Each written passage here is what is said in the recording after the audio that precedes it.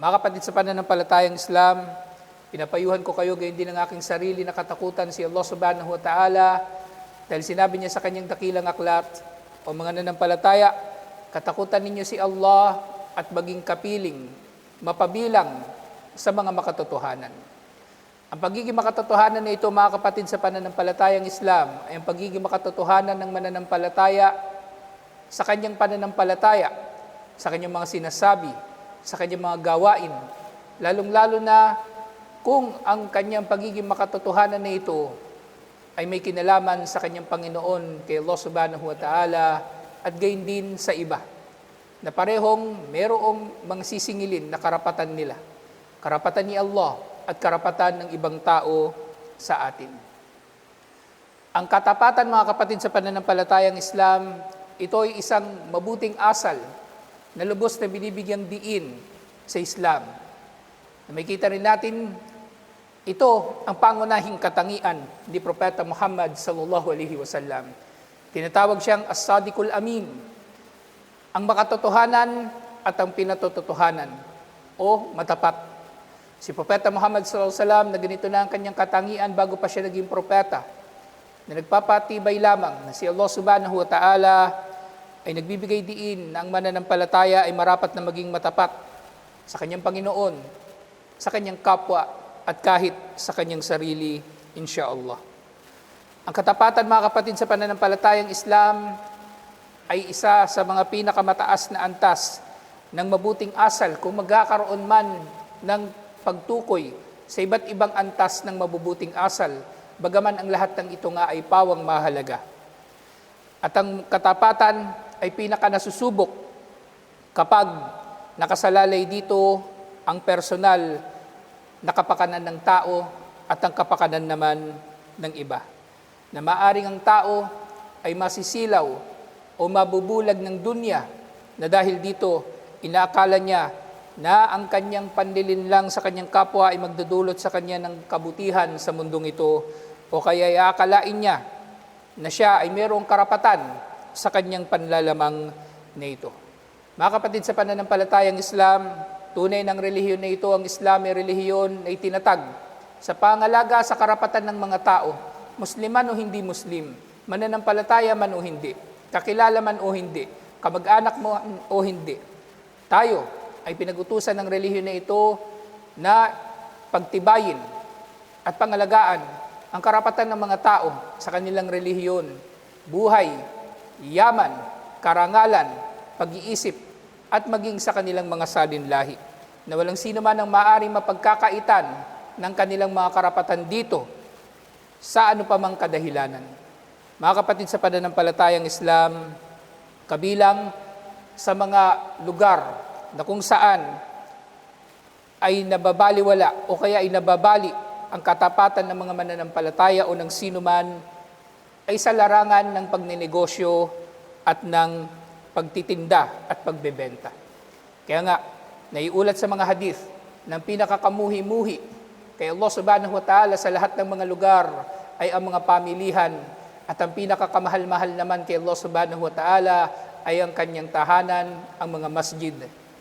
At pinapaliwanag ng mga scholar ng dahilan kung bakit kamuhi-muhi kay Allah subhanahu wa ta'ala ang mga pamilihan, dahil matatagpuan sa mga pamilihan ang kawalang katapatan, harap-harapang pagsisinungaling, o kaya ay hayagan na panlilinlang, panluloko ng nagtitinda sa kanyang pinagbebentahan.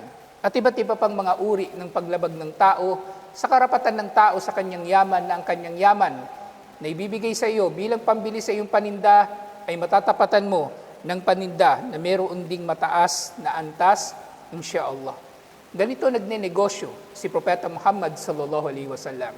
Kaya nga sa mga panahon bago pa naging propeta, si Propeta Muhammad sallallahu alaihi wasallam ay nakilala bilang matagumpay na negosyante at matagumpay na tagapamahala sa negosyante ng iba. Na sa pamagitan nga ng kanyang katapatan ay nakilala siya ng kanyang mapapangasawa si Khadija radhiyallahu anha, Ummul Mu'minin, ang ina ng mga mananampalataya, ang napagtibay ng mga scholar at mga historian na kauna-unahan talaga na nag-Muslim. Dahil nang umuwi si Propeta Muhammad sallallahu alaihi wasallam mula sa Gar Hira, na takot at nabanggit niya sa kanya, kay Khadija radhiyallahu anha ang nangyari. Si Khadija radhiyallahu anha ay naniwala sa kanyang sinabi at liban pa rito, siya ay nanatili na sumusuporta at nagtatanggol kay Propeta Muhammad sallallahu alaihi wasallam sa naunang mga bahagi ng mensahe ni Propeta Muhammad sallallahu alaihi wasallam. Mga kapatid sa pananampalatayang Islam, ang katapatan ng mananampalataya sa kanyang pagbebenta o sa kanyang pagbili o sa kanyang pakikipagnegosyo sa kanyang kapwa-tao ay isang bagay na sa kasamaang palad ay tila nagiging normal na sa mga tao na haluan nila ito ng panlilinlang. Sa pag-aakala nila na sa pamagitan ng panlilinlang na ito ay mapalalago pa nila o mapapalaki pa nila ang kanilang kikitain at iba't iba pang mga maling katwiran at maling damdamin na kung tutuusin ni Allah subhanahu wa ta'ala sa araw ng paghuhukom, tunay na pagsisisihan lamang ng mga tao ang mga ito, waliyadu billah. Mga kapatid sa pananampalatayang Islam, iniulat sa iba't ibang mga hadith, halimbawa rito ang iniulat ni Abu Hurairah radhiyallahu anhu na napadaan si Propeta Muhammad sallallahu alaihi wasallam sa isang tumpok ng trigo at ipinapakita ng isang mangangalakal ang kanyang ipinagbibili. Sa hadith na ito, na iniulat ni Abu Dawud, si Propeta Muhammad sallallahu alaihi wasallam ay napadaan sa nagbebenta ng pagkain at nagtanong sa kanya, si Propeta Muhammad sallallahu alaihi wasallam, kayfa tabi'u? Paano mo ito ibinebenta? At nagsabi ang lalaki, fa-akhbarahu. Binanggit niya kay Propeta Muhammad sallallahu alaihi wasallam na ibinebenta niya ito sa pamagitan halimbawa sa pamagitan ng timbang o sa pamagitan ng gatang o ng volume at iba pa. At habang kinakausap niya ang lalaki na ito, fa-auha ilay. Dumating kay Propeta Muhammad sallallahu alaihi wasallam ang wahi na meron ng problema sa paninda na ito ng lalaki. At subhanallah, ang tao na ito, nakikilala niya na ang kaharap niya ay si Propeta Muhammad sallallahu alaihi wasallam, pero hindi pa siya nagsabi sa kanya ng totoo. Na hindi na nababanggit sa hadith na ito kung ang tao ba na ito ang nagtitinda ay mananampalataya o hindi. Subalit kung siya ay mananampalataya at hinahangad pa niya na hindi malalaman ni Propeta Muhammad sallallahu alaihi wasallam ang kanyang panlilinlang o kaya ay iniisip niya na maaari siyang manlilinlang o manloloko sa harap ni Propeta Muhammad sallallahu alaihi wasallam, tunay na ito nga ay kapintasan sa kanyang pananampalataya. At yun nga, dumating kay Propeta Muhammad sallallahu alaihi wasallam, fauhiya ilayhi, ipinahayag sa kanya, an udkil yadaka fihi. Ipasok mo ang iyong kamay sa ibinibentang ito na trigo. Fadkhala yadahu fihi, at ipinasok nga niyang kanyang kamay sa trigo na ito, faidahuwa mablul. At natagpuan niya na nasa ilalim ng magandang anyo ng trigo sa ibabaw nito, ay nasa ilalim naman nito ang basa na trigo at halos hindi na mapakinabangan. So nalaman nito ni Propeta Muhammad sallallahu alaihi wasallam sa pamagitan ng wahi ni Allah subhanahu wa ta'ala upang may parating sa atin ng napakahalagang aral. Dahil nga, fakana idkalu yadihi sallallahu alaihi wasallama biwahyim minallahi subhanahu fasa'alad nabi sallallahu alaihi wasallam ma hada ya sahibal ta'am. Sa pagdating ng wahi mula kay Allah ay nagtanong si Propeta Muhammad sallallahu alaihi wasallam, ano ito? O tagapagbenta ng pagkain. Bakit ganito ang iyong ibinebenta? Ipinapakita mo na ito ay maganda sa panlabas na anyo nito, subalit ikinukubli mo ang kapintasan nito. At yun nga, ipinabatid sa kanya ng mga ngalakal na inabutan siya minsan ng ulan, kaya nabasa ang kanyang paninda.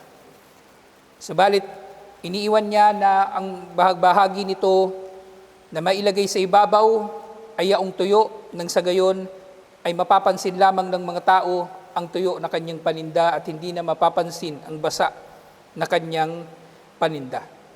At sa hadith nga na ito, dito ay sinabi ni Propeta Muhammad sallallahu alaihi wasallam sa kanya, man gasyana falaysa minna. O sa iba pang mga ulat, man gasya falaysa minni, sino man ang manlinlang sa mga Muslim ay hindi kabilang sa atin, o sino man ang nanlilinlang ay hindi kabilang sa akin. Ibig sabihin ay walang kinalaman si Propeta Muhammad sallallahu alaihi wasallam sa kanyang gawain, na ito ay tinatakwil ni Propeta Muhammad sallallahu alaihi wasallam, na ibig sabihin ito ay tinuturing na masamang gawain at isang kasalanan.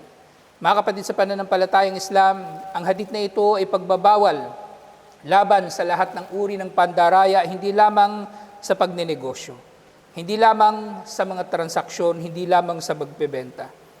Nandito nga, makikita natin ang aral na marapat para sa sino man na papasok sa anumang usapan o sa anumang kasunduan na magiging malinaw ang panig ng isa't isa.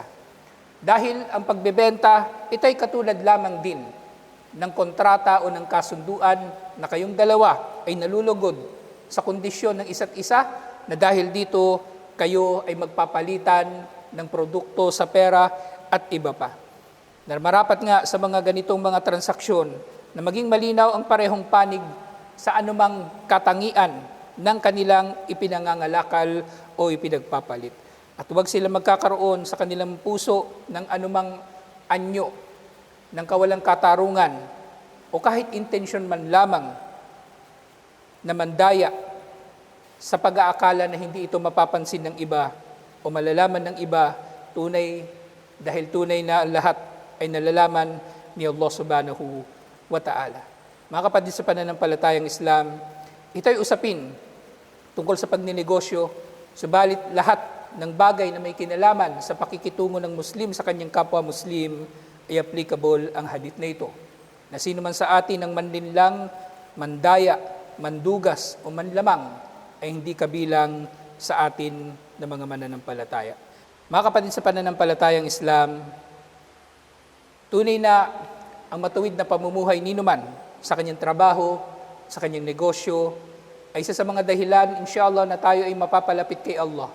Na magiging malapit tayo kay Allah subhanahu wa ta'ala, na magiging kabilang dito, na tayo ay magiging karapat-dapat sa pagkakatupad sa ating mga dua, inshallah.